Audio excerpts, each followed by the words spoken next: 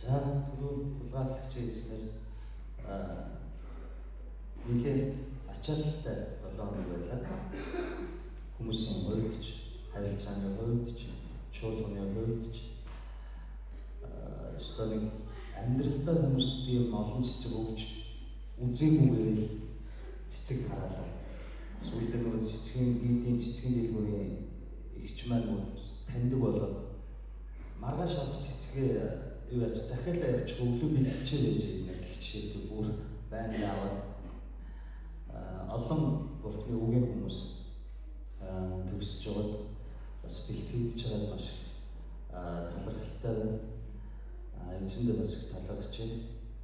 Гол нь бид нар дунд чинь ингэ сургууль төгсөөд байгаа хүмүүс аюул олон байгаад байдаг. Үйлчлэлээр гарч ирж байгаа хүмүүст нь бас тодорхой хэмжээний цаг хугацаа, орон зай хэрэгтэй байгаа тийм ээ. Зориулс хэрэгтэй байгаа. Энийг бас сайн бодож өгөөсэй гэж хүсэж байна дороо. Гэрлийг нэгдүгээр янзлаар энэ онцгойн юу антийн хөдлөлт эхэлсэн үгүй тэр хөдөлгөөр л манай техник гэдэг чтэй. Гэхдээ энэс болоод амлаа.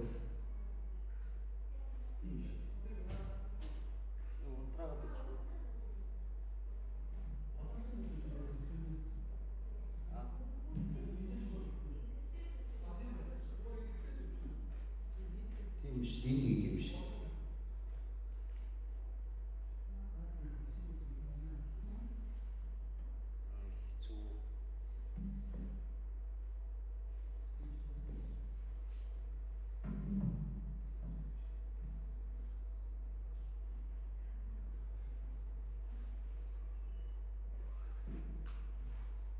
Яг чамд өнгөл явах юм тий.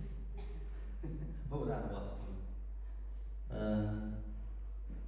Сонсох дуртай сонсдог гэнэ болон миний хоолой ингээд цуурайтай чихвчээр гэж яг ядаргаатай сонсохтой байна гэд 2-3 үссэн. Дараагийн удаа нэг өөр арга энэ гэдэг чинь өөр арга л бодод тий. Энэ удаа ялцчих үгээр явъя.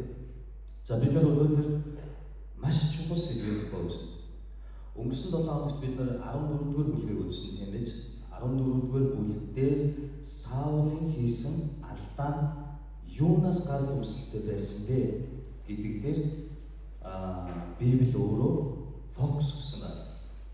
За Саулын хийсэн алдааны хамгийн том алдаа нь Саулын Христ итгэлд ёс зүй буюу ертөнцийн үзэл дотор нуугдсан байсан. Тэр нь юу байсан гэхээр Саул бүх үйлчлэл, бүх үйлсээ өөрийн хаанчлалаа, өөрийн томилгоогоо хүртэл хинтээ холбогдсон бэ гэвэл хүнтэй холбогдсон. Хүмүүстэй холбогдсон. Тийм учраас Саул яасан? Хүмүүст таалагдахын тулд, хүмүүсийн таалалд нийцүүлэхийн тулд, хүмүүсээр өөрийгөө дэмжүүлэхийн тулд, хүмүүс өөрийгөө хүндэлж хайртай байхын тулд амьдарч гисэн учраас Саулын үйлчлэлүүд Бурханаас холдож гисэн. Энийг бид нар 14-р бүлэг дээр маш тодорхой үзсэн. Тийм учраас хүмүүст фокус өгсөн тэр цагаас Саул Самуэлийн үгийг үл тоож хэлсэн. Яагаад Самуэлийн үг бол Бурханы үг. Харин Саул Бурхан сонин биш байсан. Харин бусад ард түмний хүмүүсийн үг бол Саулын хувьд сонин байсан. Яагаад тэднээр хайрлагдаж, хүлээн зөвшөөрөгдөж, хүндлэгдэж, тэдэнд бас таалагдж амьдрахыг хичээж байсан. Энэ бол өнөөгийн бид нар маш бодож үзэх шаардлагатай зүйл байхгүй. Ангийнхандаа, ажил хамт олондоо, чуулганыхаа ах дүү нартаа мэдээж буу хийхийг хүсэхгүй ч таны итгэл, таны орон зай, таны эзэн рүү хандж байгаа сэтгэл, залбирал, үйлчлэл чинь хүнд төртөө болоод ирвэл та ядарна, цуцна, урам хугарна, та бууж. Харин Йонатан хэмээх залуу гарч ирсэн.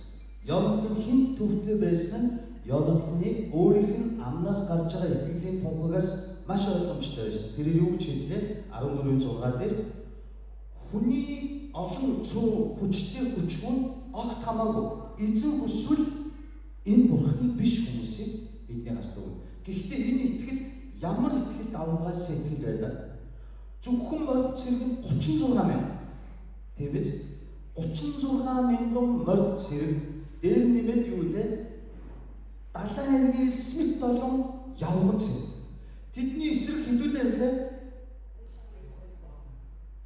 Йонатан 1000-тай Саул 2000 цэрэгтэй 3000 байсан. Гэхдээ сүүлдээ яалаа 600 хүн цэрэг үлдсэн. 100-аас арга 2400 байх болсон гэсэн. Тэгэхээр та төсөөлтөө 36,000 далайн хэргийн Смит 36,000 морд цэрэг далайн хэргийн Смит явган цэргийн өдөөс 600 хүн цэрэгтэй Израилийн хааны хүн ямар шийдвэр гаргасан бэ гэвэл түүний явсныг хаан эцгэнч мэдээгүй, сэргүүдч мэдээгүй, ард түмэнч мэдээгүй. Тэр хоёулахнаа 36,000 хүний өдөөс явсан. Явган цэргийн яриахаа болив. 36,000 хүнтэй хоёулахнаа тулгуур явсан. Гэхдээ хинт ч хэлээ. Бид нар яадаг вэ? Ийм байна, хэцүү байна, тэгээрээ залбираа. Мэдээж ийм хуваалцах зүйл боловч таны итгэлийн центр чинь, төв чинь яг хин бэ гэдгээс бидний үйлчлэл эхэлдэг байна. Олон хүмүүс шантардаг, бууж өгдөг, чуулганаа хайдаг, үйлчлэл зогсоодог, бусдаас холддог. Энэ бүхэн нөгөө Саулын итгэлээс хамааралтай болж байгаа. Би хэн нэгний дуртай юм номлох ёстой, сонсох дуртай үг нь ярих ёстой, хэн нэгэнд би таашаалдах ёстой, хүмүүс намайг хүлээн зөвшөөрөх ёстой гэдэг дээр фокус өгөх ёстой юу? Бурхан намайг хэрхэн хардаг вэ гэдэг дээр фокус өгөх ёстой юу гэдгийг бид нар байнга санахгүй бол олонний дунд үйлчлээд байхад бид нар ийм болж байна. Бид нар өөрчлөлт.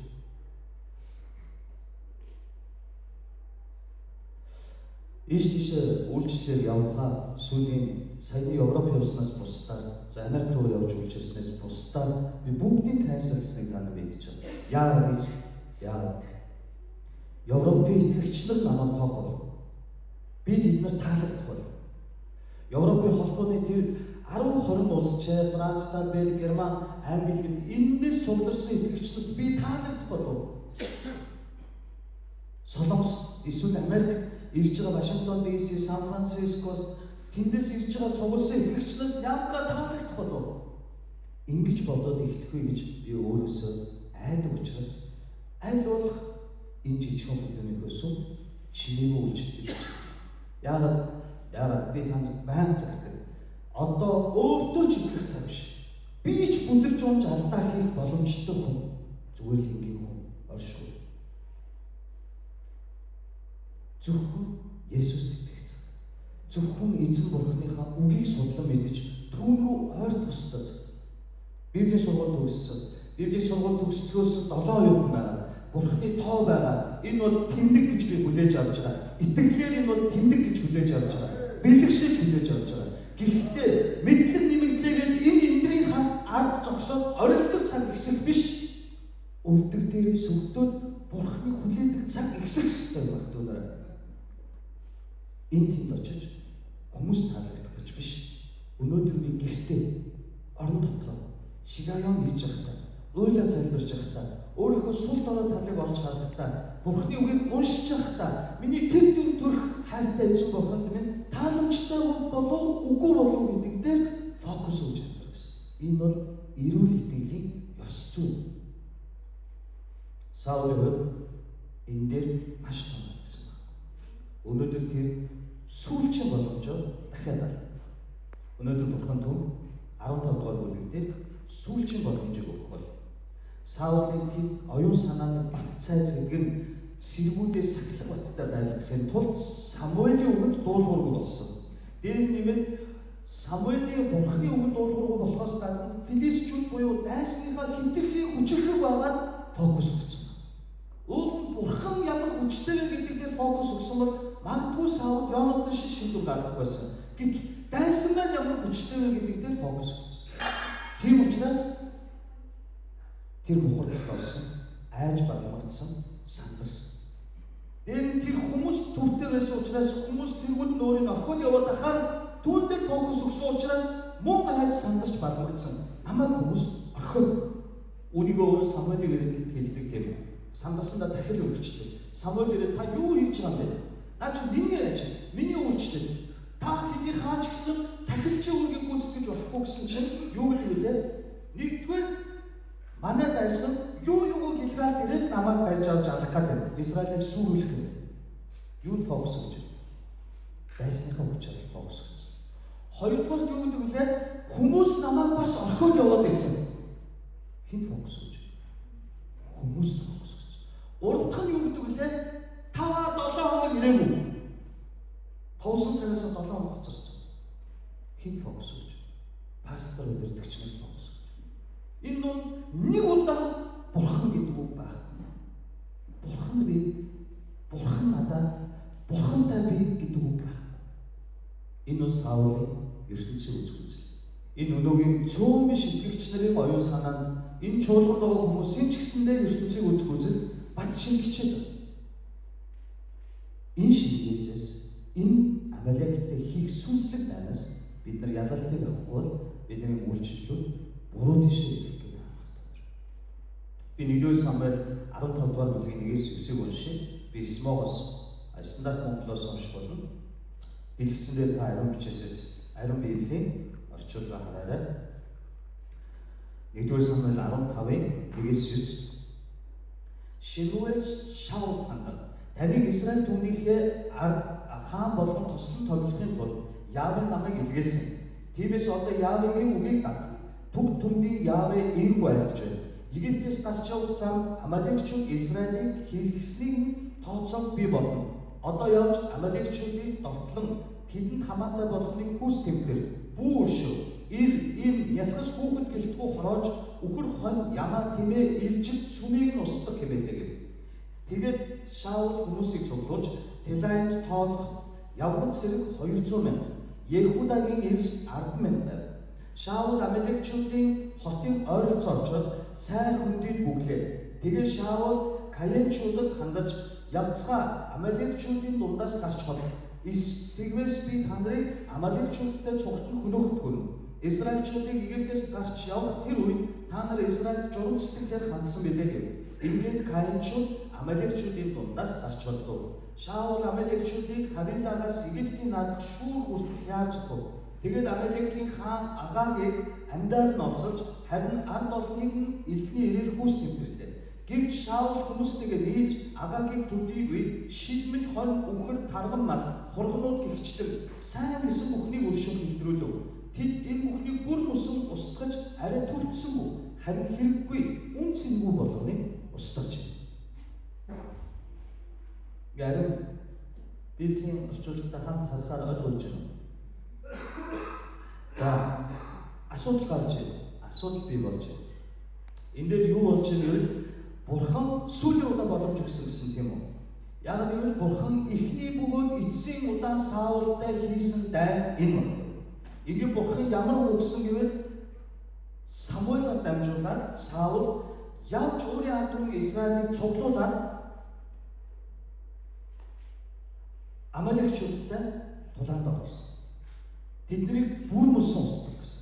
Энэ бүр мөсөн устдаг гэж байгаа үгэн дээрээс бид нар нэг зүйлийг өмнө нь зөндөө ярьсан учраас би товчхон сануулад өнгөрье.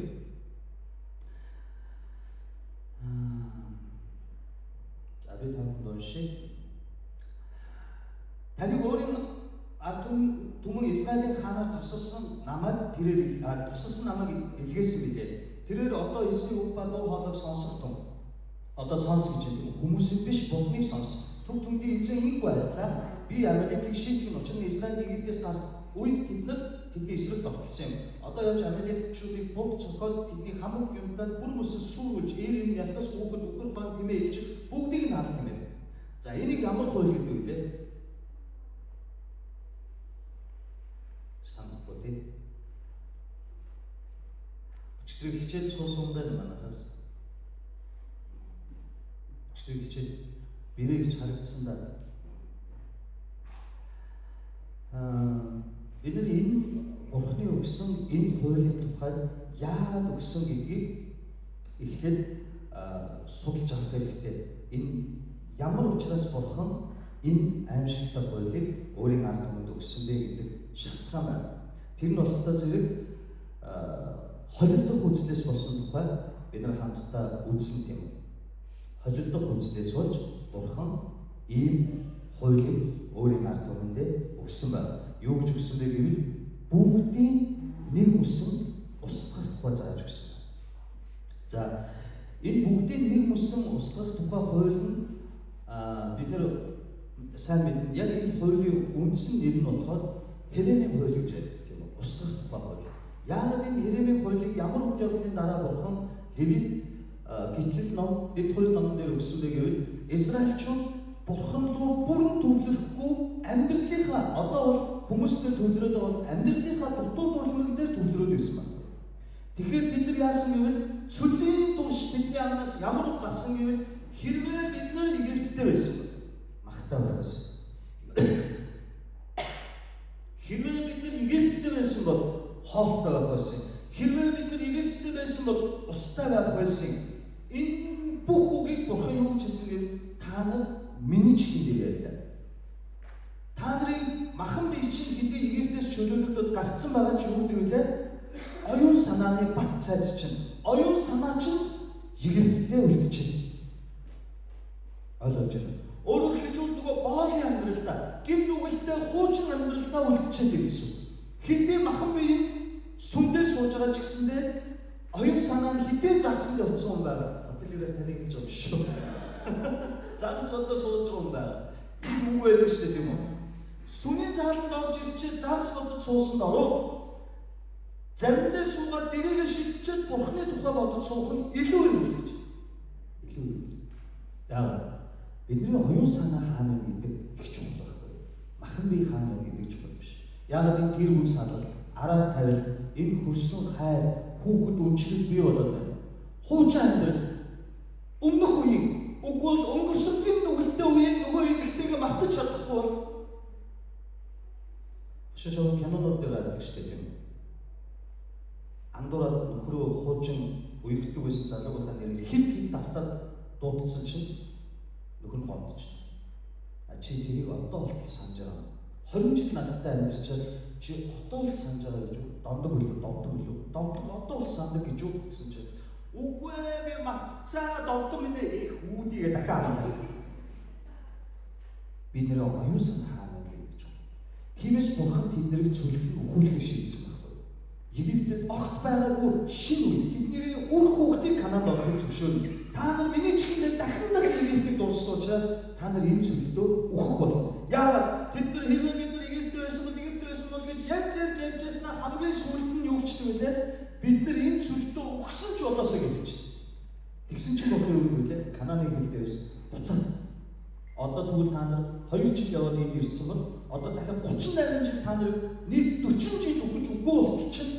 Би Канаанд орохыг зөвшөөрөхгүй. Ганцхан эзний зарц Калеб Йошуа хоёр л орно гэж. Яг Бурханы хэлснээр байна.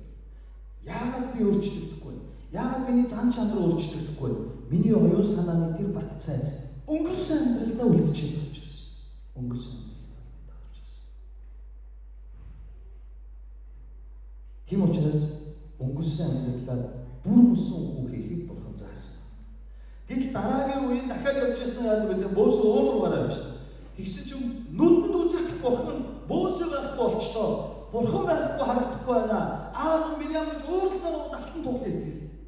Би хэлж. Алтан туглал Египтийн шиш. Ингээ Мөсө дахиад уул. Яагаад та нарын оюун санаа Египтээс ингэж их уяатай хүлээтэй байгаад байгаа юм бэ? Тэгэж. Энэ бүхний дараа Бурхан Херемийн хуулийг өгсөн байна. Юу ч бий. Та нар амралтын газар ороход Хитчүүд, Перизчүүд, Аммончууд, Аморчууд, Филистчүүд тэнд зөндөө хариуцсан, зөндөө Баалын шашны хамгийн бузар үндэстнүүд байгаа. Тэднээс нэгийг ч битгий үлдээ. Тэр додонгоо бүр мөсөн март устгах гэж хэлээд Херемийн хуулийг өгч байгаа. Энэ бол харгистай биш.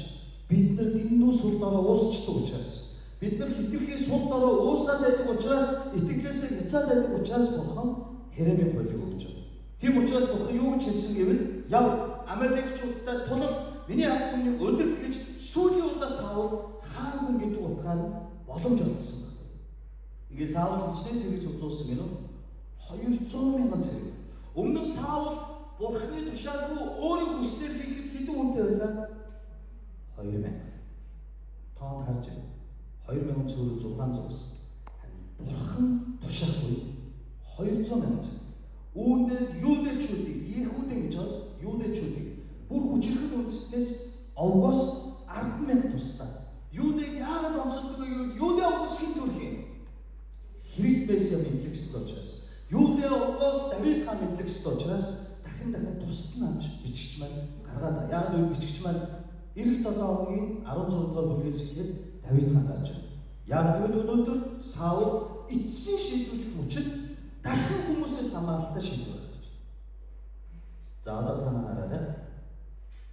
Цаашаа юу болсон бэ гэвэл төв түмдээ эзэн Амалекийг шийтгэх гэсэн. Яагаад шийтгэх нь гэнэ үү? Та нар санаж байна уу? Гитлэл номны 17 дугаар бүлгийн тухай ярьж байгаа. Гитлэл номны 17 дугаар бүлгийн 8-аас та доош унших юм бол яагаад Бурхан Амалекчүүдийг ийм удаан бодсон тухай ярьж байна. Тэд нар хаанаас гарч ирсэн гэвэл Египтийн боолчлолоос гарч ирсэн байхгүй. Египтийн боолчлолоос гарч ирээд улаан санд минь гарсан шүү дээ тийм үү? Яарад эсрэг талх хийгээд талхаач тухтай эсэж хөрөнгөө эсэж амжихгүй яарч гарч ирсэн тэдний гарт нь ямар ч зэвсэг байгаагүй. Египтчүүд тэднэрт төмрийг хэрхэн боловсруулж зэвсэг хийхийг зааж өгөөс айдаг байсан. Сүүлд өнөөдөр филистичүүд хүртэл юу гэж хэлдэг вэ? Тэднэрт төмрийг яаж боловсруулахыг бүү заа. Учир нь тэднэр төмөр зэвсэгтэй болчихгүй гэж хэлээгээд зааж өгдөггүй. Тэднэрт байсан нь модон шүүр тармуур байсан. Ингээд арайч юу гэж улаан тэнгисийг гатлаад цөл хийсэн чинь Амалекчууд ямар ч хэл яриагүй зүгээр л дайсан байхгүй. Гэхдээ дайсан нь юу гэж та нар Амалекчууд зүгээр уйдаад энэ 2 сая Израиль далаа дотроос гараад ирлээ эднийг энд алчих гэж бодсон гэж бодож байна. Шалтгаан байсан байхгүй.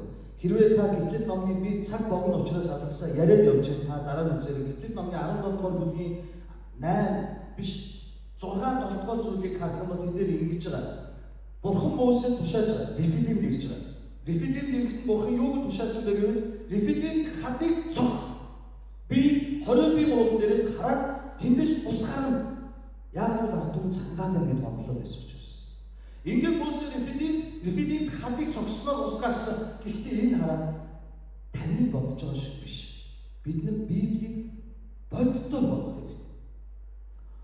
2 сая гаруй хүн ууж цангаагаа тайлаад цаашдаа цөлөөр аялах учраас гэртээ байгаа хонхгой нүхтэй сав болгоно юу хураах юм?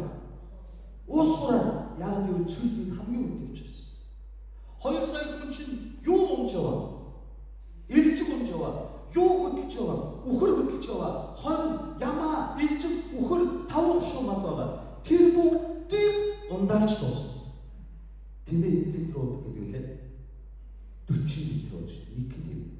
Тэгвэл та тэр 2 сая ард түмэн бүгд ууж цангаагаа тайлаад багтаа 2 литрийг ууж байгаа. Яг л ахиу хураах юм бол бүгд тэр цангаагаа тайлаад бүх малын цангаагаа таалаад бүх сав суулгах тулмуудаа усаар дүүргэхээр хэмжээний ус гэж та бод. Нэг хүн 1 литр гэж зүгээр ингээр бодоход та 2 сая литр гэдэг чинь хэдэн тонн? Бүтэн гол усж байгаа байхгүй юу? Рефидимийн цөлөөр голыг усгах гэдэг чинь энийг хэлээд байгаа.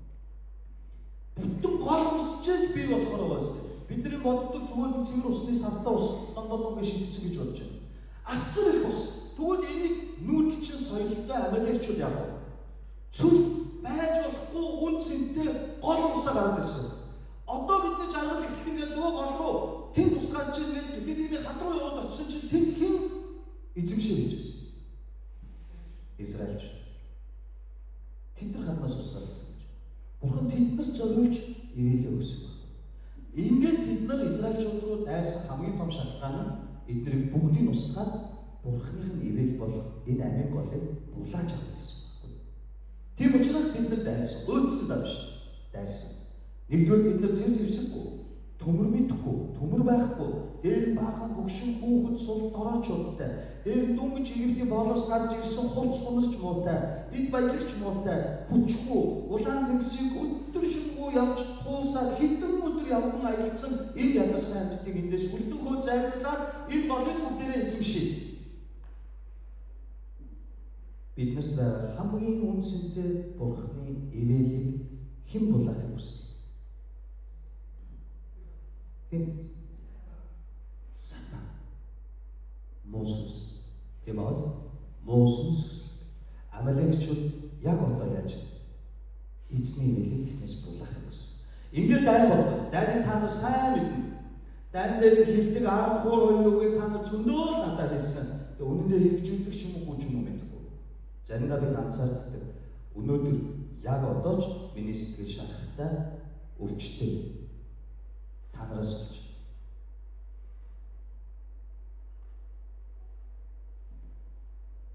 Юу болдог вэ? Мөсө хэдий хөвшилж учраас Аарон гэдэг хүн анх удаа гарч ирсэн. Аарон хэдий төрлөө биш зүгээр л Аарон шууд гарч ирсэн. Шууд Аарон гэдэг хүн гарч ирэхдээ цэргийн жанчнаар гарч ирсэн. Аарон гинэ Йошуа. Йошуа гарч ирээд дайн хийхэд Мөсө уулан дээр гарч ирсэн. Тэр Мөсө гараа өргөд залбирсан чинь Израиль ялаад гараа буулгасан чинь Израиль ялагдаад байд. Амалик ялаад байд. Тийм үү? Тэгвэл та боддоо гараа өргөд залбирхаар Израиль ялаад байна. Гарын цуцаад хөгшин настай Мөсеийн гарын цуцаад буулгахаар Израиль ялагдаад байна. Тэгвэл энэ дай зэр зэвсэг хүний хүч чадлаас туршлага стратегis болж байгаа дайн байна уу? Сүнслэг дайн байна уу? Сүнслэг дайн байгаа үстэй. Залбирлаа болгож шийдээд шүү дээ. Залбирлаа шийдээд. Энэ Америкчууд чинь тухайн үедээ Египтийн дараа ордог хоёр том гүрэн хүчрэх байран байхгүй. Тэдний дайдж байгаа залбирлаа. Ингээд 10 хуур хоёр яадаг вэ? Хөгшин настай Мөсегийн гарын чилээд удаан барьж чадахгүй болохоор чулуу тавьж өгдөг. Чулуу тавиад Мөсег суулгаж агаад хоёр гараас нь өргөж өгдөг. Ингээд орой нар хэвээ 60 хүртэл өргөхөд Амалекчуудыг Израиль бүрэн устгаж дуусдаг. Дуусах одоо Амалекчууд гарч ирж байна. Энэ хизээ гэж хаавсан Египтээс чөлөөлөгдөөд улаан тэнгисийг гатлаад болсон. Тэрнээс хойш цөл нэг үе өгсөн. Дахиад тэрнээс хойш Йошуагийн үе өнгөрсөн. Калебийн үе өнгөрсөн. Тэрнээс хойш шүүгчдийн үе өнгөрсөн. Нийт хэдэн жил вэ? Ойролцоогоор 400 гаруй жил бурхан юу мартаагүй гэвэл миний ард түмэнд миний өгсөн сүнслэг ирээлийг булаахыг оролцсон Амалекчуудыг өнөөдөр бурхан сансаар. Зам чанартай бурхан гэдгийг та бодвол эмээхээс үргэлж. Тэгээ өнөөдөр тэрээр гарч ирээд Саул хэлж. Хэрэв би Саул байсан бол эзэн минь хэдэн 100 жилийн өмнө босон тэр Амалекчууд одоо жоох амар тайван байлдаа би өнгөрсөн 7 хоногт амночуудтай тулгалдаа үзтээ. Тэрний өмнө Миспад мөн Филистичүүдтэй цугласан. Таны энэ Самуэль чи Миспад сэргэлтийн цуглаан хийгээд бидний бүгдийг цуглуулад боо юм болж та тэнгэрээс аян маян ургааж ирдэг бид нар дууссан байж тээ. Одоо жоох амралтаа гэж би хэлэх байсан ба. Гэвч юу гэсэн? Би заавал тэднээс өшөө авах гэж. Бурхан тэгээд энэ тушаалыг Саулд өгч. Бүр мөсөн сүрэл. Дахиад би өшлөө өшөө хоёрын дундаас Израилийг Египтээс гаргасан тэд түүний эсрэг довтсон юм. Одоо явж Амалекчуудыг будцоход тэдний хамаг юмсыг бүр мөсөн сүрүүлж бүр өшөөгдөн. Ирим нялхас хүүхэд үхэр хон тэмээ илж бүгдийг нь аль гэж хэлв. Тэгээ Саул ард түмний цуглуулан Тилайм тэднийг тоолбол 200,000 зэрэг 10,000 юудагийн ирчүүд байна. Саул Амалекийн хот руу ирж голын хөндий дотор хүлээв. Саул Кенчүүдийг явцгаа би таны Амалекчуудтай хамт хөнөөхөн тул тэдний дундаас салж явах тун. Учир нь Израилийн бүх ард олныг Египтээс гарч явах үед та нар тэдэнд инэрэнгуй хандсан билээ гэв. Ийхүү Кенчүүд Амалекчуудыг дундаас салж яв. Саул Хавилагийн Египтийн өмнө орших Шуурыг хязгаар хүртэл Амалекчуудыг буцсахгүй. Тэрээр Амалекчуудын хаан Агагийн амьдаар баримталж ард олныг нь илний ирээр хүс тэмтрв. Харин Саул ба түүний ард олон Агагыг бас хамгийн сайн хон үхэр тарган тугал хурд хийгээд сайн бүгдийг илтрүүлж тэр бүгдийг нь бүр мөсөн сүрүүлгийг үлгэрсэв. Тэд муу үнсэнгүй малыг л бүр мөсөн устгаж байна. За одоо асуудал байна. Үүний дараа 13-аас 15 дээр нэг ийм ишлэл гарч байгаа та хардаа. Үүний дараа за би 10-аас уншия. Тэр үед Самуэль эзний үг гэж. Би Саулыг хаан болгосондоо харамсаж байна. Учир нь тэр намайг надхаас буцсан эргэж миний үг зарилыг үлсэхв гэв. Самуэль уурлан бухимдаж бүхэл өдөржингөө эзэн хандах хашгиран ойлов. Бүхэл шөнөжингөө эзэн хандах хашгиран ойлов. Самуэль Саултай уулзахаар өглөө эртлэн өсөв. Нэгэн хүн Самуэль үзэгтв. Саул Кармел дээрч тэнд өөртөө зориулсан хөшөө босгоод тэндээсээ эргэж Гилгал руу явлаа гэж. Самуэль Саул руу очиод Саул түн эзэн таныг өрөөх болтугай, би эзний үг тушаалыг сахилаа гэв. Харин Самуэль тэгвэл миний сонсох дуу хоньны майлах дуу, надад сонсогдож байгаа үхрийн өөр дуу чухам юу вэ гэв. Саул эдгээрийг тэд Амалекчуудаас авчирсан юм.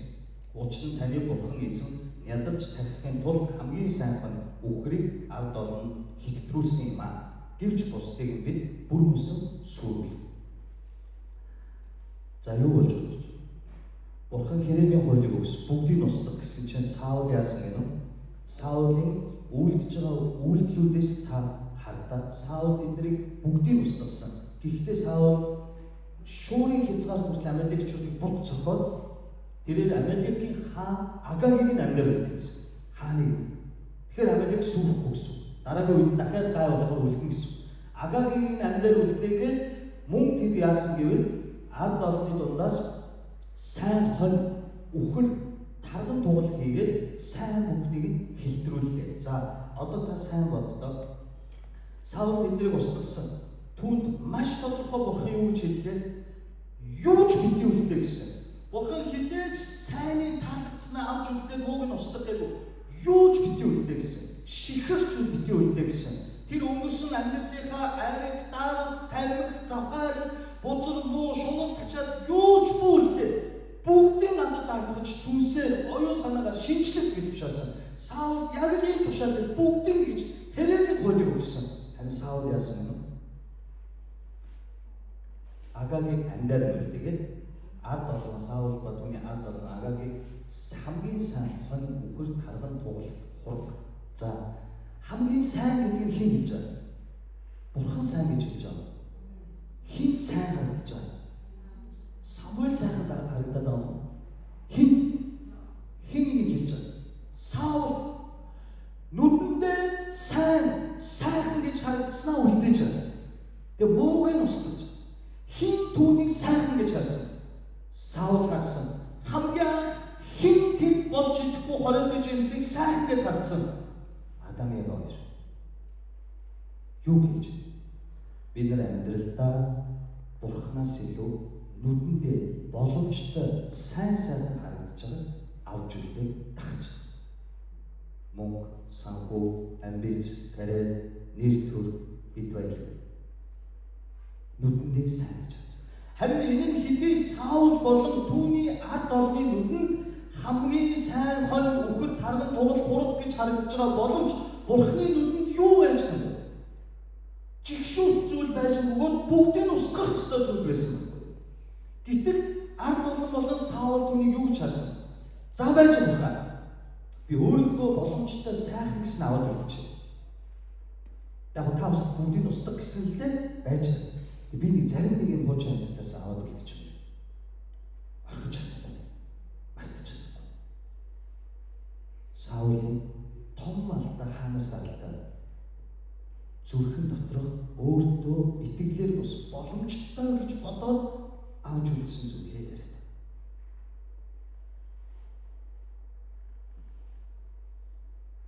Ингээд та боддоо одоо хамгийн аюултай үг гарч байна. Хилтрүүлж тэр бүгдийг бүр мөсөн сүрүүлэхийг үл хүсв. Тэр муу үнсэнгүй малыг харин бүр мөсөн устгаж. Энэ үед тэр үед Самуэль эзний үг ирж би Саулыг хаан болгосноо харамсаж байна.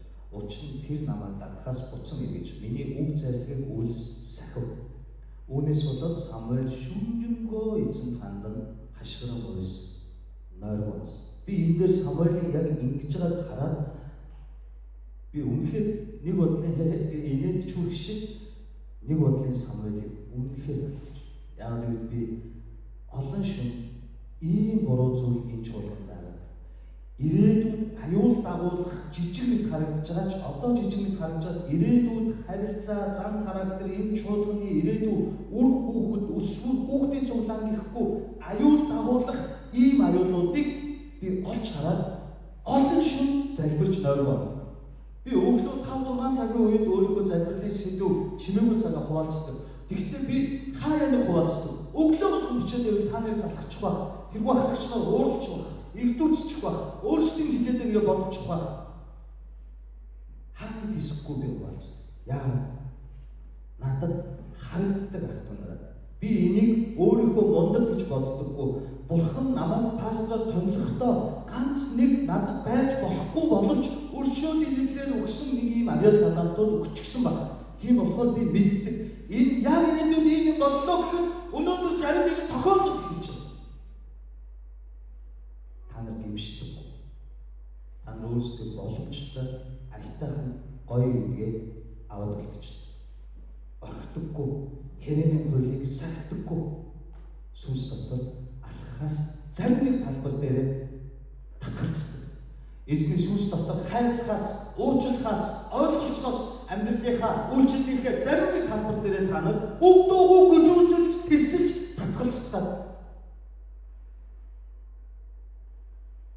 Тэр үчин чинь одоо өсвөрлөгийн донд орж ирж байна.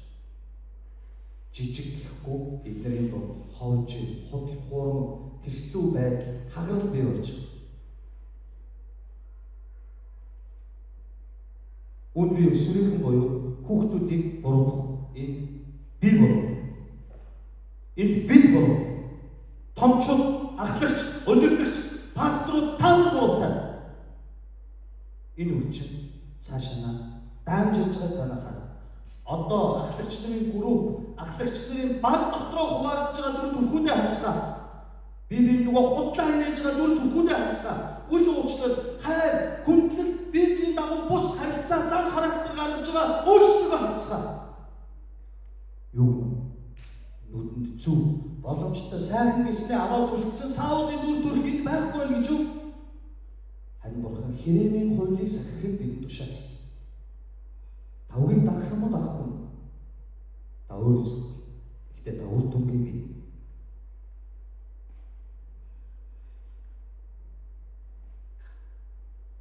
Үүнийг харсан Самуэль шүнжэнгөө хашгиран ойргоо хоноод маргааш өглөө Саултай уулзгаад өглөө эртлэн боссон. Шүнжэнгөө шаналж ойргоо хонд залбирсан Саулын төлөө, Израилийн ард олонны төлөө залбирсан өглөө эрт босох тодорхой шүү. Эртлэн босоод явтал Саул юу хийсэн бэ гэвэл нэгэн хүн Самуэль үзэж түр Саул Кармелд ирж тэнд өөртөө зориулсан хөшөө босгоод тэндээсээ эргэж Гэлгал руу явлаа. Яагаад хөшөө босгож байгаа? Яагаад өмнө нь филистичүүдийн дээр аяг бууж ялсан болохоос биш Саул ялсан юм. Энэ ялалт хэнийх байсан? Үүд Бурханых байсан. Үүний дараа тэд нар дахиад Амнончуудтай тулалдахад Амнончуудын тулаан дунд Бурхан бууж ирж туслаагүй Саул ялсан. Энэ ялалт муу хэнийх байсан? Бурханых байсан. Тэгвэл өнөөдөр Амаликчуудтай хийсэн 3 дахь тулаан хэн түн туссан?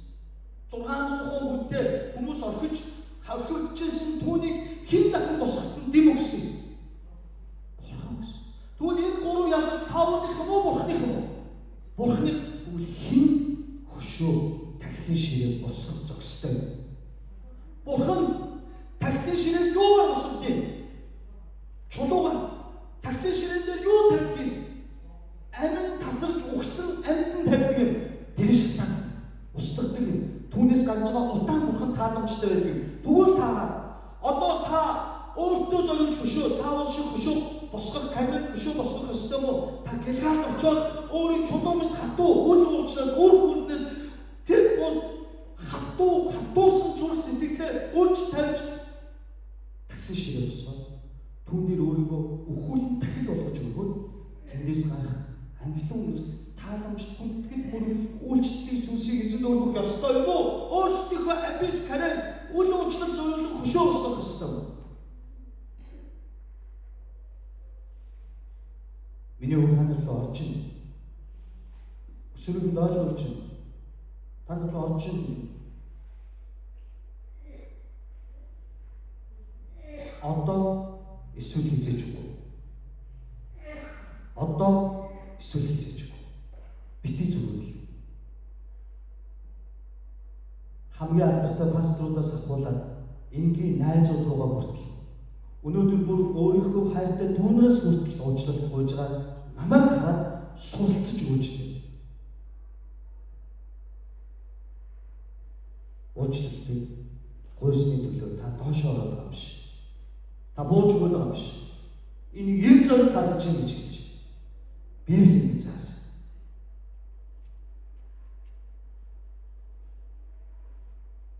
Тэр бурхан зориулсан тахлын ширээ биш, өөртөө зориулсан хөшөө босгосон. Бидний дотор өөрсдөө зориулж босгосон хөшөөтэй хичнээн байгаа. Хизэж хуурдаггүй хүүтэн хөндийн хөшөө хэдэн хүний дотор сүндэрлж байгаа.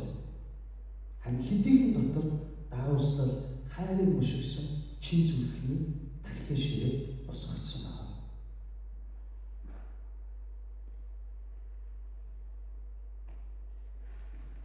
Ингээд Самуэль Саул дээр очиж Саул донд эзэн таныг юруу болтугай.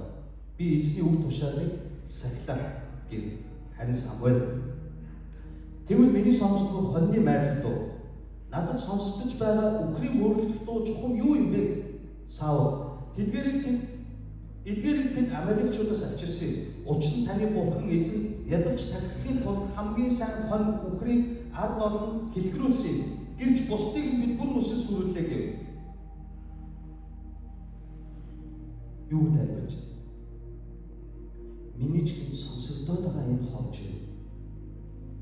Миний чихэнд сонсогдоод байгаа энэ хулхур. Миний чихэнд сонсогдоод байгаа энэ эвдэрлцэл харгал.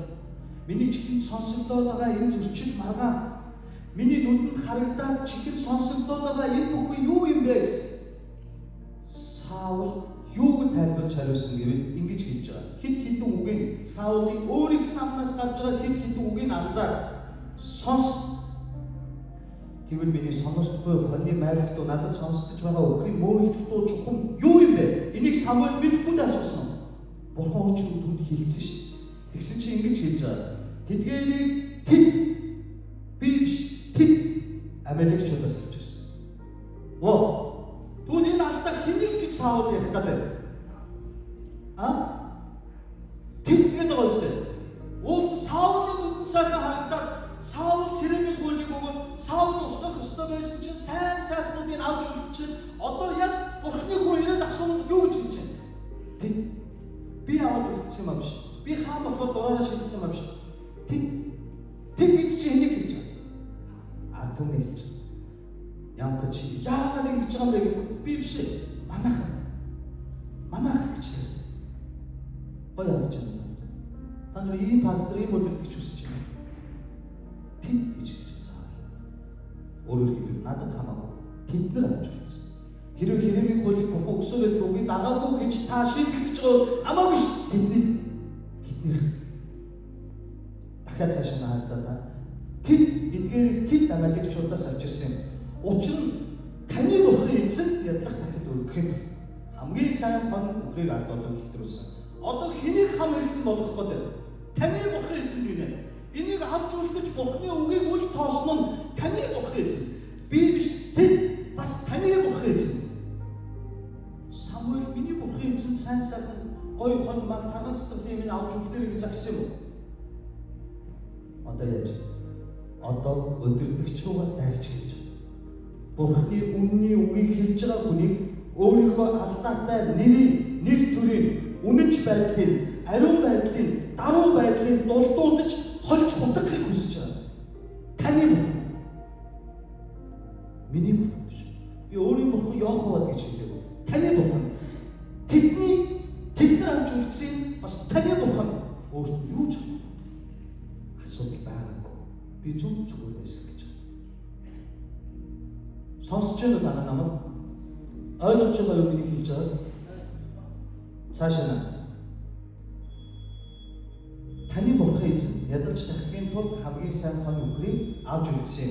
Гэвч бусдыг бид бүр нүсэл сүрүүлсэн. Энэ юу нь үнцэнтэй гэж шат хэрэггүй юмыг устгаглаа гэж юу нь үнцэнтэй гэж хамгийн чухал юм. Тэгээд дараа нь бас Самуэль ингэж хэлж байгаа. Саул юу гэж хэлж байгаа? Хүлээх тун урчин эзэн надад юу альцныг тань мэдүүлээ. Энэ хүлээх тун гэдэг үг еврейдэр юу гэж байгаа үг гэж 16 дараатай хүлээх тун гэж хэлж байгааз Саулыг яриад яваад хүлээх тун энэ еврейдэр ямар утгаар хүлээх тун гэж хэлэгдэж байгаа гэвэл дуугүй бол амаа татгсан утгаар хэлж байгаа. Самуэль яаж Самуэль тун би танд энийг урт хичээл учраас бүгдийг ярьж болохгүй дуалцыг гэсэн ярьж байгаа учраас жоохон дээш нь доош гүйлгээд байгаа шүү. Англи NIV-ийн орчуулган дээр энэ хүлээгтэн гэдэг нь юу гэж байгаа вэ гэвэл enough гэж байна. Enough. Санаж байна уу? Enough гэж хаан орлоход бүх юм дуусдаг тийм биз? Тэгсэн Саул энийг тэд нар авчирсан юм а таны бурхын эзэнд ядлаад аваад үлдсэн юм шүү. Миний буруу биш шүү. Та ойлгож энийг хүний нүдээр хараад ойлгоод өгч тэгэхээр уусаа. Нэр тиймдээ нэр эдгээр хайрын авч байгаа бурхандаа өгөл болох чинь гэж бодогдохоор гоёор тайлбарж байгаа. Энэ үгийг сонсож байгаа Самуэль юу гэж хэлж байгаа вэ? Дуугаа бай. Амаа татгүй юу? Англи энагидээ enough гэж хэлж байгаа. Enough. Хангалттай. Одоо мөн хангалттай. Солонгос хэлэндээ Солонгос Библиэлд ингэж хэлж байгаа. Самуэл이 사울에게 이르되 가만히 계십시오. 사무엘 사울 дуугаа тат. Ингэж хэлж байна. Энэ цаг таны амьдралд ирэхийг хүсэж байна. Амаа тат. Enough. Болоо энэ хүртэл гарлаа. Одоо хангалттай. Дуусаа. Самуэль дисгүй гэж хэлж байна. Яагаад? Жижиг алдаа шүү дээ. Саул дайд яваагүй биш явсан. Амаликчуудад тулалдаагүй биш тулалдсан. Тэгээ ялагдаад ирсэн биш. Ялаад ирээ үстэй. Ганцхан жижиг зүйл. Юу хамгийн жигшүүлдэг би тань яг одоо хэлж өгöd өнөөдөр үгээ дууссан. Юу бурхны өөрөөр гэсэн. Энийг ойлгохын тулд та нар Давидыг санах хэрэгтэй. Самуэль Саул хідэн тарган сайхан малын л аваад үлдсэн. Өөртөө таалагдсан сайхан гэж харсан аваад үлдсэн. Бүрэн устгаагүй. Энэ алдааг та Давидын алдаатай харьцуулна. Давид хаан ямар алдаа гэлээ? Хамгийн түгээмэл алдаа. За хамгийн сүүлд Израильчуудыг тоолж татах дуусныг орхи энэ бол сүнслэг өөр төрлийн алдаа. Харин хувь хүний хувьд онцлогийн хувьд Давид ямар алдаа хийсэн? Бүгд мэднэ шүү дээ. Батшаматай завхаасан. Дараагийнх нь ямар алдаа хийсэн? Завхаасныхаа дараа яасан?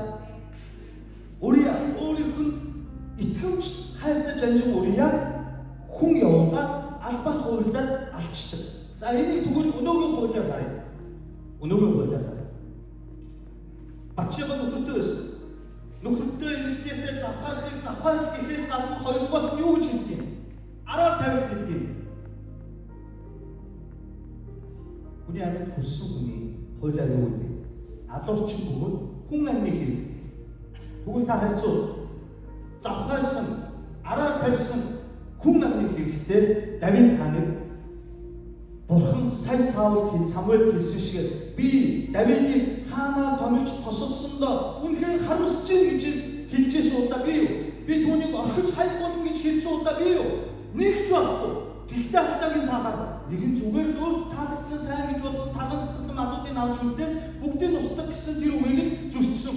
Харин нөгөөх нь завхаарсан, араар тавьсан хүн амны хэрэгтэн. Гэтэл Бурхан яагаас Саул энэ гимнүгэлд ингэж үзв. Одоо бүх намайг анхааралтай сонс. Саул Самуэль тайлбарлахдаа юу тайлбарласан? Таны Бурхан би биш тэнд авч үлдсэн. Таны Бурхан эзэнд тахил өргөх гэж авч үлдсэн. Шунлаа нуусан. Өөрийн алдааг нуусан. Ямар аргаар нууж ийн? Ямар аргаар? Шашинлаг тайлбараар. Бурханы үгийг өөрийн бузар алдааг нуун дарагдуулахын тулд Бурханы үгийг дахиад хэлье. Эзэн Бурханы үгийн зөрчиж цадаггүй ийм үг гинүгэл хийчихэд өөрийнх нь нүдэндээ өөрийнх нь нэрээр өөрийн бузар булааны нүглээ далдлахыг хүсэж байгаа шашинлаг тайлбар хийж байгаа тэр дүр төрх ингэж их шигтгэл Бурханыг уур хэлэн хөдлөгдөг гэдгийг хэлж өгч байна. Ойлгож байна.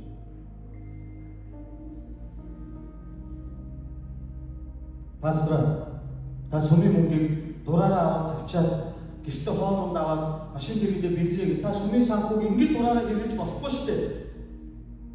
Тэгмүүд би Тоолон номны 12-ыг уншаа.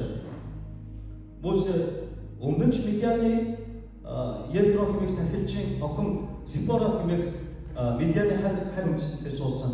Одоо ч дахиад 12 дээр дахиад харь үндэстний эмэгтэйдээ суусан. Бурхны хуулийг зөрчсөн. Тэгтээ Мөсег Мириам 12 эсэгүүцэд Мириам уймаа өчөж туссан шүү. Та нар пастрийнхаа алдааг ингэ шүүгээд байвал та нар уймаа өчөж туссан шүү. Яаж вэ? Би өөрийгөө хамгаалж байна. Юугаар хамгаалж байна? Бурхны үгээр. Би өөрийнхөө гин нүглийг талдах гэж оролдож байна. Яаж? Шашинлаг тайлбараар. Сүм дотор хэрүүл болдог. Тэмцэл, маргаан, үл ойлголцол болдог. Бүгдээрээс нь асуухаар ганцхан ойлголттой. Хэрэлдэж байгаа, маргалдаж байгаа, үл ойлголцож байгаа шалтгаан нь Бурхны төлөөлөгч гэдэг. Аль аль. Хүн амны хэрэг завхаарл араар тавил. Тас чилүү Бурхны жигссэн зүйл бол Саул гин нүгэл бурууга Бурхны үгээр өөрийнх нь өмнө шашингаар тайлбарлаж байна. Өнөөдөр хичнээн итгэгч нар ингэж Бурхны үгийг худлаа ашигладаг байна. Буруу зүйл хийчихэл та ийм буруу юм хийгээд байна. Болоо гэхлээр бусдыг бүү шүү. Чи бусдыг шүүлөө шүү. Чи буруу байгаад байна ахын дөө. Их чаха. Энийг засаач. Бурхны үгээр өөрчлөлтөөч гэхээр өөрийн толгойд их дүнзийг мэдэхгүй ч бусдын нүдэнд үрцгийг хавгалаа. Та надаас хүснээ сонсохыг хүсдэг бол Иесус үнэхээр ч хэлэхгүй байна. Би та нарт үннийг хэлэх үүрэгтэй.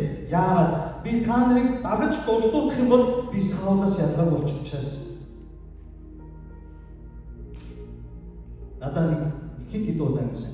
Ямка өссөн дээдлэн 100, 80, 100, 120 хүнээс илүү гардаг нь амар хитрхи хүчтэй номлоод байдгийг зинлээд байдгийг. Окей, надад энэ үг ерөөл гэж сонсогдсон. Хэрвээ өнөөдөр 21-р зуунд Есүс ирээд шүмүнээр явж номлол яаж номлох бол та бидний хараад юу гэж хэлэх бол магадгүй энэ шүмийг нураачч байна. Иерусалимыг нураасан шиг. Магадгүй та биднийг өшгөлж хөөж гаргаж магадгүй Иерусалим тахилч нарыг хөөсөн шиг. Бүггүй Есүсийг арай дэндүү номлож байгаа Есүс гэдэг пастор ч гэж хэлэх байна. Библийн үг бол ийм л байна. Тиймээс би та нарт урам зориг зүйлийг хуваалцсан. Миний үүрэг. Гэхдээ үнний чинь бас улаан хэлэх нь мөн миний үүрэг. Тэгээ надаас дандаа сайхан хүссэн юмаа сонсно гэж найдаад хэрэггүй. Би ч ингэж ярих дурггүй. Гэхдээ өдөр бүр 5 цагт үг, сургаал, номлол, Библи уншдаг, Библийн хичээл бэлдэх бүрт маань Бурхан өглөөр өөрөөр шаналгаж, зовоон байж, ойлгуул, сануул хэлдэг үгийг би энэ газар хэлэхгүй тайвширч чаддгүй махдуунараа гэртээ очиж үйлчлэдэг. Гэртээ очиж дуугаа цаашаа хараад хөвтчдэг. Хоолж идэж чаддгүй. Энийг харж байгаа ихнэр хүүхдүүд маань намайг дагаад готрон гэр бүлийн уур амьсгал уур шаналждаг. Тийм болохоор би өгөн дуулууртай эндээ ярих ёстойгоо үргийн дагуу дуулууртай хийчихэл харахаар мод тармаар, цэцэг тармаар хүүхдүүдтэйгээ тоглохоор хантайгаа кино үзмээр санагддаг юм байна. Тийм болохоор би өнөөдөр та нарыг чин сэтгэлээсээ татгаж Бурхны жигшдэг зүйлсийг бүгдээрээ үл хийцгээе л да. Та нар ч биш, би ч ялгаагүй. Шашинлаг тайлбараар өөрсдийн гин нүглийг зүтгэж тайлбарлахаа болцгоо л доо. Уучлалч юм бол уучлж аачтай. Хайрлах юм бол хайрлаж аачтай. Буужгүй буугаад өгч очтой. Хамгийн агуу болмоор байгаа нь хамгийн дорд гэсэн бол тийм л байгаад өгч очтой. Өөлөг болсон Галаат 5:22-ыг дахиад уншаач. Өөрийнхийг ирдэггүй, бусдынхийг ирдэг. Үргэлж бууж өгдөг, тайвширлыг мушигдаг, хайрладаг, уучилдаг, бусдыг босгон барьдаг. Энэ үр жимс чинь хаана байгаа юм бэ?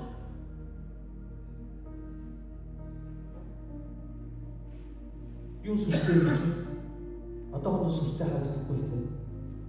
Гэхдээ одоо та нар яг нэг хүн ханиад хүрээд дараагийн хүнд халдварладаг шиг та нарын дунд юу халдварлаж байгааг би тодорхой хэлэхгүй, нэр ус дурдахгүйгээр та нар мэдж байгаа. Пасторуудын дунд, тэргүй ахлагч нарын дунд цаашдаа өсвөл орж байгаа.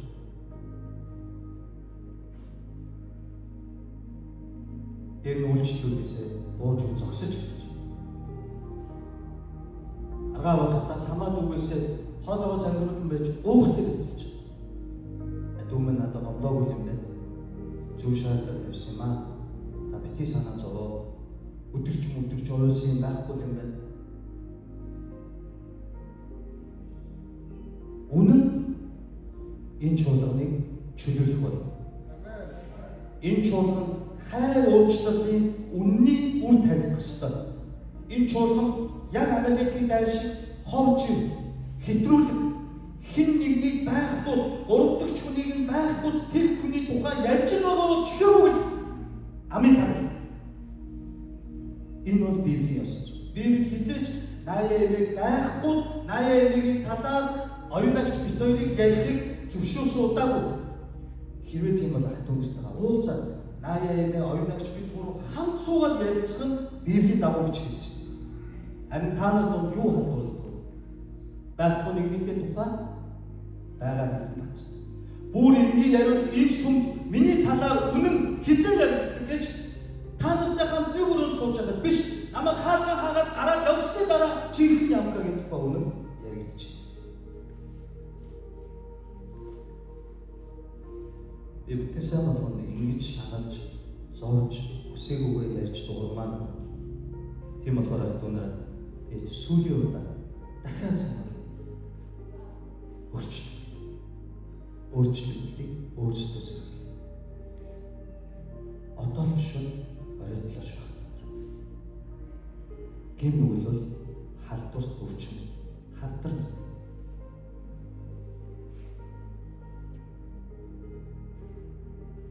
Цаг хугацаа хэрэгтэй байж болно. Ах нь дүү найз нь ойлгоно. Бити удараа гэж гоё. Бити удараа гэж. Шууд одоо босоод худлаа тэмүүлэх болох худлаа. Тэгтээ бие биентэйгээ тэрслүү үл ойлголцлыг тээж бити удараа гэж. Өвчин хавдар болно. Халдварлан хохир. Эцэст нь үл уучлалыг тээсэн би өөрөө л хамгийн их.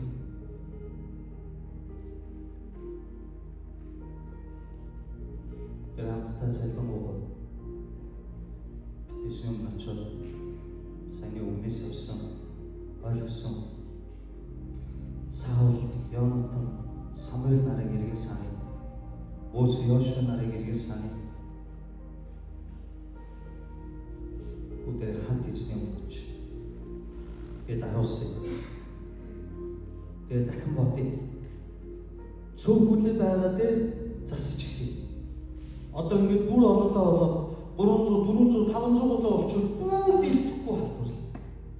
Одоо бас сэрэж шинжиж.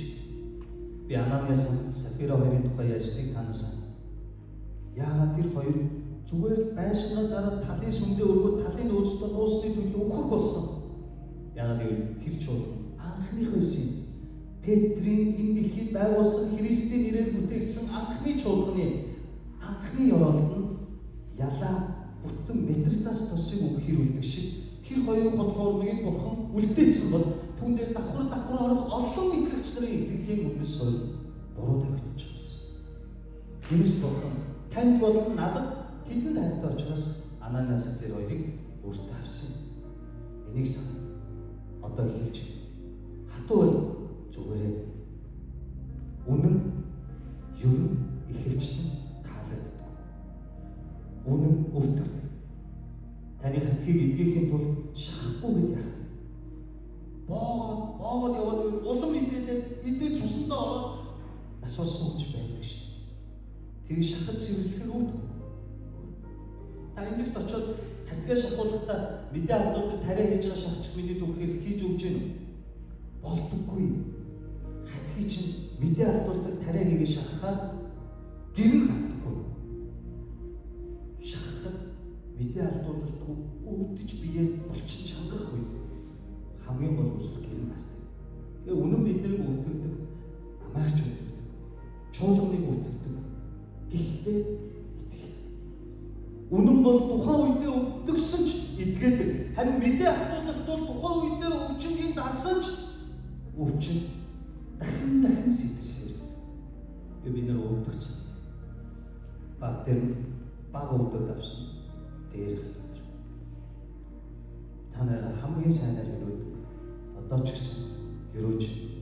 Би тэр нэрнэ гэж ялахгүй та нарын үр хүүхдийн юу хийж байгааг нэрнэ хэмбэ хань ээжлүүдийн чинь цөөхөн байгаа тэр би бүгдийн нэр усаар өглөөгөр дуудаж өрөө залбирт. Энэ чинь юм шүү. Миний гэр бүл батлаа. Миний октод батлаа. Яагаад гэвэл бид нар өглөөгөр хичээл явахын тулд босоход аамс сэрүүн заримдаа уйластай, заримдаа нусааны гэстэй залбираад байж байгаа өглөөгөр тэр хат. Тэр үед би гэр бүл зөвхөн сүм чуулганы төлөө биш та нарын бүгдийн төлөө залбирт. Тиймээс би хамт өгдөөд байгаа. Би хамт шаналаад байна.